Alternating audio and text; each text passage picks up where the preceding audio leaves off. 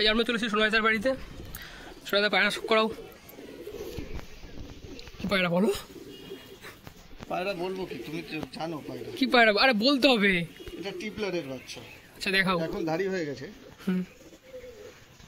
দেখে না, রোদে রোদে ধরে রাখা যায় না তো, পায়রা ধরাও হয় না।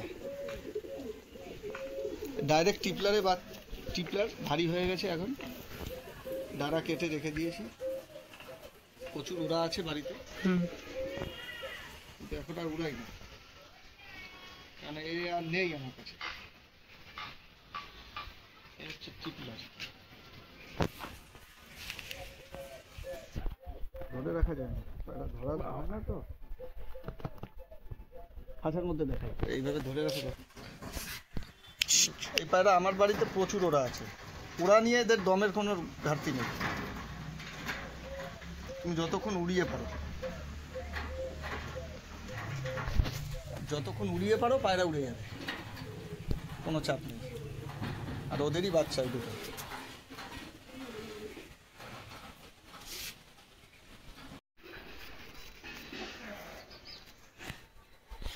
বাচ্চা এখনই ছটফট করে ওড়ার জন্য রেডি। কালাঙ্কার পেট থেকে এরকম কালদমা? হ্যাঁ,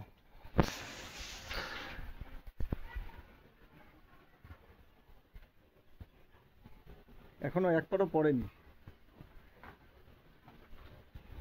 এখনই ছাড়লে এই পায়রা ওড়ার জন্য রেডি। ধরে রাখা যায় তো, ছটফট করে তো।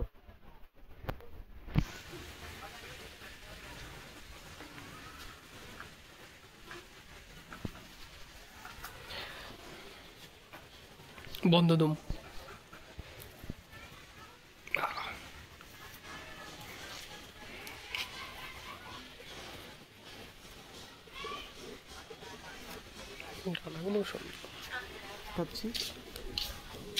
পরে পারে, এখনো কোনো পর পড়েনি।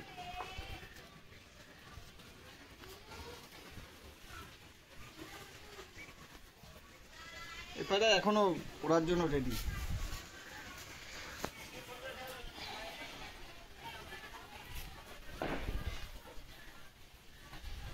মেন তো পায়রার ব্রিড জেনারেশন। সে তো অবশ্যই, জেনারেশন ভালো থাকলে পায়রা এমনি উঠবে। এই পায়রা যে নেবে সে সারাদিন উড়াতে পারবে, উড়ানোর ক্যাপাসিটি তার। নর্মালি তো কতক্ষণ উঠবে? এদের নর্মালি বলে কিছু নেই। বললাম তোর বাবাকে উড়াতাম, নর্মালি বলে কিছু নেই। কোনো নর্মাল নেই। 1 ঘন্টা 2 ঘন্টা 5 ঘন্টা ওরকম কোনো ব্যাপার নেই। আমার বাড়িতে 10 ঘন্টা প্লাস উড়ানো আছে গরমে।